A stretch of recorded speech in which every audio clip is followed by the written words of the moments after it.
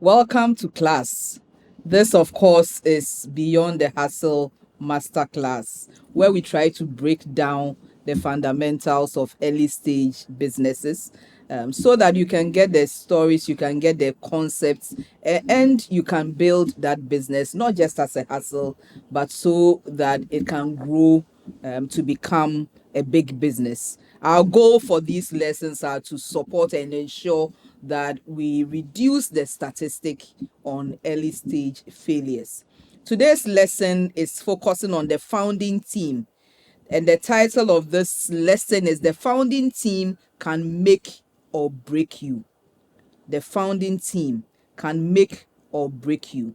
The silent killer of every early stage business is number one, co-founder conflicts, and number two, a poor team, assembling of the team.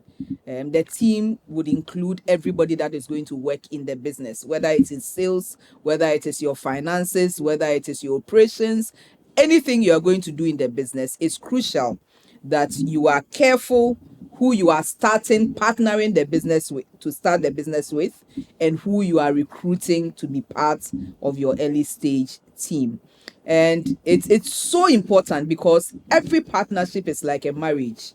And so if there are major significant differences in the partnership, there tends to be a challenge.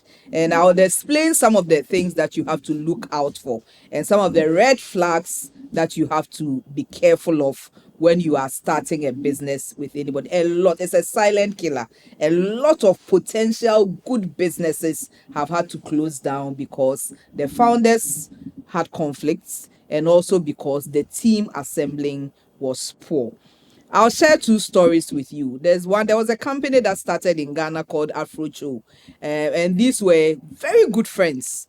Kwesi and Yao, very good friends.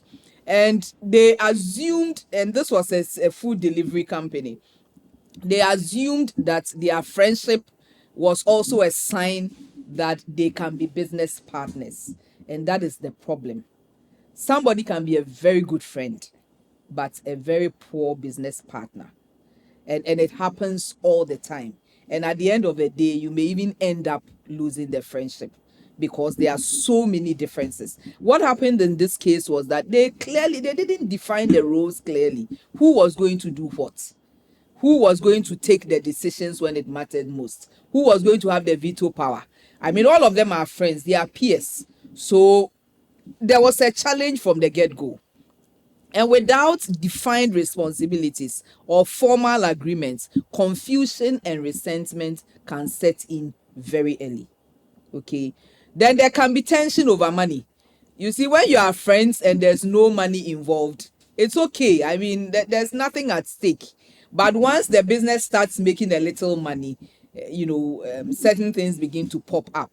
So the two guys started to have tension over money. How much are we paying ourselves? What are we using the money for? How are we accounting for this? Why didn't you go easy on this expenditure and so on? So they started to have issues over money.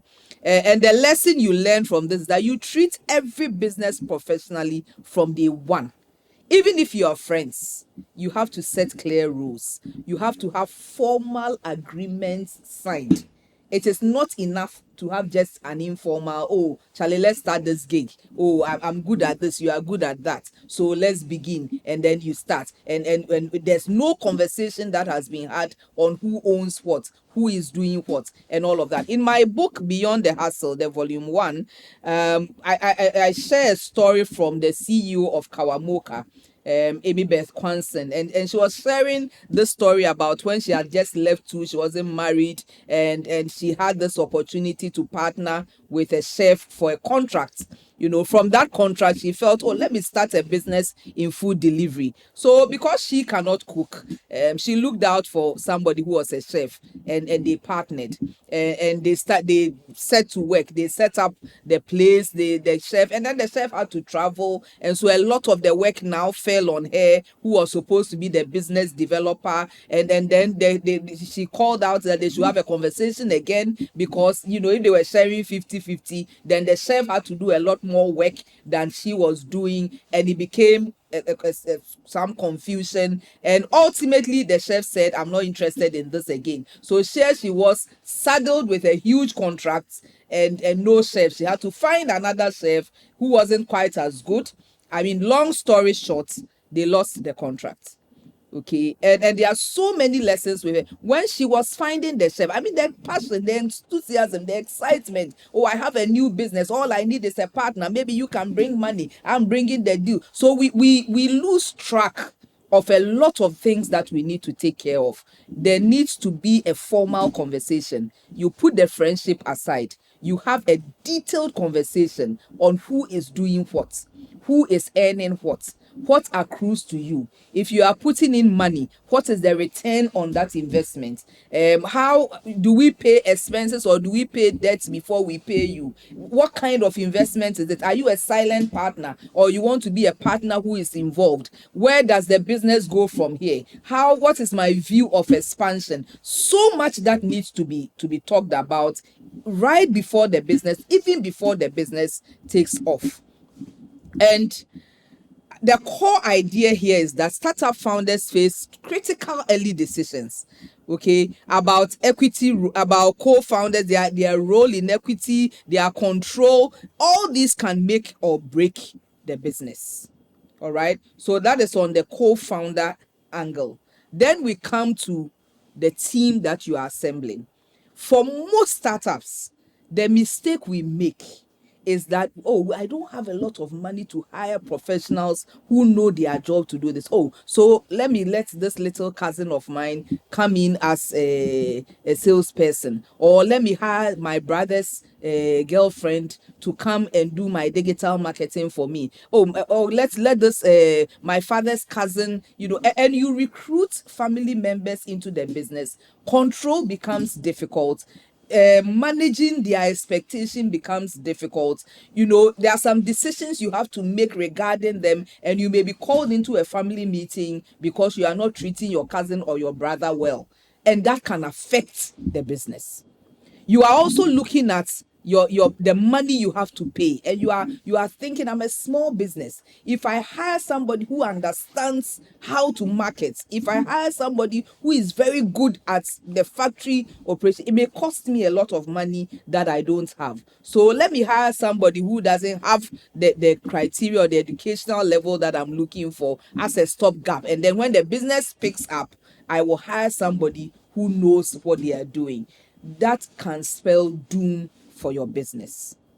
No matter how small the business is, if you cannot handle a certain portion of the business, find creative ways to get the best to handle what you are looking for. How do you do this? Yes, you may not have the money, but you can offer somebody a stake to say, oh, can you come in? I'm able to pay you this at this time, but let's sign an agreement. Once the business picks up, I'm able to increase it to this level. I'm able to give you maybe 5% of the shares or equity of the business. So bring your skill and come and work with me. You can also decide that I'm outsourcing this part of the business because I don't have the capacity to hire the kind of quality that I'm looking for. I can't have my internal digital team, but I'm going to outsource this function to a third party who has the team that can handle my business. I don't have the facility to buy a van for distribution yet, or motorcycles yet, but I can partner with a company whose job is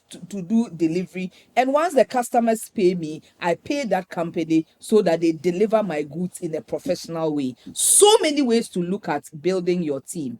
But the key thing is this: once you start, anybody that joins the team becomes a part of the culture.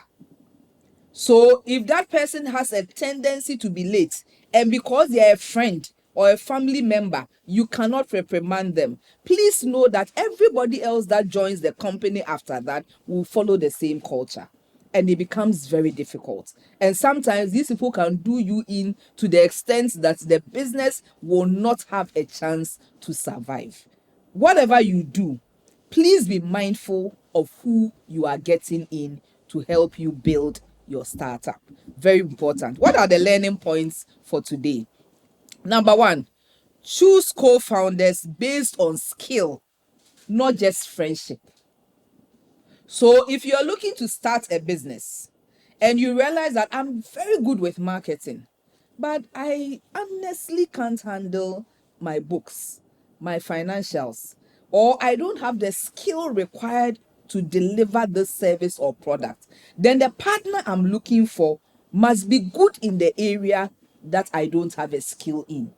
So you are professionally approaching somebody to say, I have this business idea. I have the resources to start the business, but I lack the skill that can make this business. Can you come in and be a partner so that you can bring this skill on board in return for equity in the business? You choose a business partner not based on friendship, because the friendship may not be able to sustain the challenges that come with a business. Plus, they may just bring friendship on board. They are not bringing any other skill or capacity to help you on the or to grow the business. So be mindful of the partnership that you build.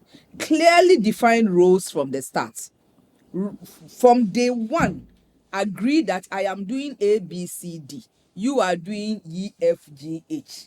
And for what you are doing and for what I'm doing, this is how much we are going to pay ourselves. This is how much equity you have. This is what you need to do, how you need to do it. All these have to be clearly defined as partners. Same for your staff. Anybody you recruit, the tendency for a lot of small businesses is that we don't put anything on paper. No KPIs, nothing. The people come in from day one, they start working. There's no way to measure their efficiency. There's no way to track what they are doing. I have a business. I need somebody to come and help me sell the products. So they come and they are just there hoping to sell the products. No, you set clear targets for them. You let them understand that your business, you open at this time, you close at this time, and you expect them to be there. You clearly document everything, if even it's a tabletop business.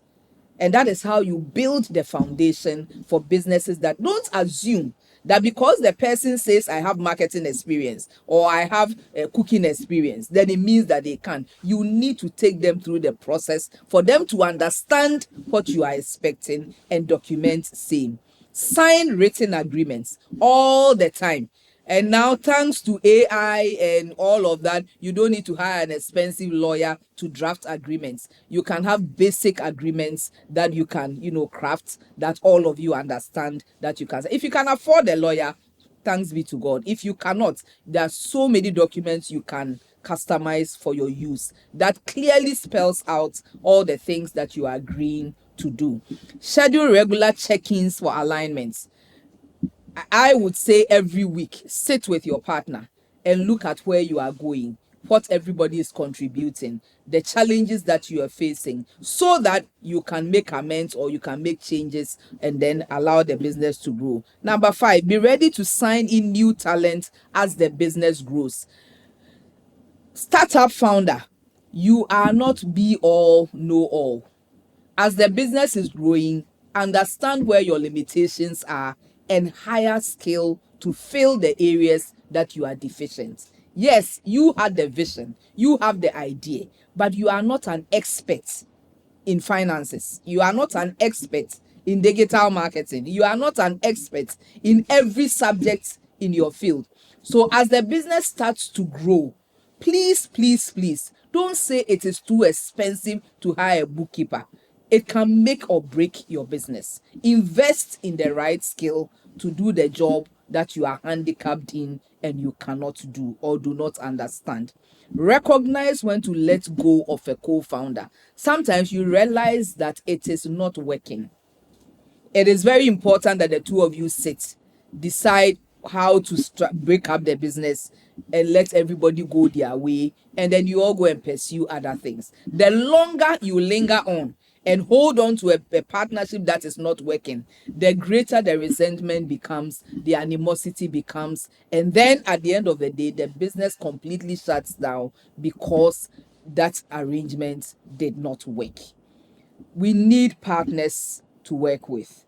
We need co-founders sometimes, but let not friendship or family relationships become the basis for bringing in a partner or bringing in a team member. And as long as you do that, your business, your hustle will have a chance to survive. I hope today's lesson has been useful. Some of us have a lot of stories. You can share your story in the comment section. Anything that any business you went into that the partnership became a problem, or the staffing became a problem, please share with us. We are all learning. So put your comments in there. Follow us on all our socials, BTH Hustle GH, and you won't miss another lesson. Let's grow together. If you want me to come share with your team or to help you develop your team, I am available. You can reach out and we will take the conversation from there. See you in the next class. Wait, before you go, let me introduce you to the Mesh Business Suite. The Mesh Business Suite is a powerful digital hub designed to support micro, small, and medium enterprises in Ghana to grow and succeed. When you sign on to the Mesh Business Suite, you can get help to register and formalize your business, organize all your documents in one place, get help with accounting and bookkeeping, which is a headache, access funding, and connect with potential investors. You also receive expert business advice and training. You get to network with other businesses in the hub, enjoy enhanced market access. You see, thousands of entrepreneurs are already using the Mesh app to grow stronger, smarter businesses. Join them today. Go to meshsuite.com or call 03039555801. Mesh Business Suite, your business made better.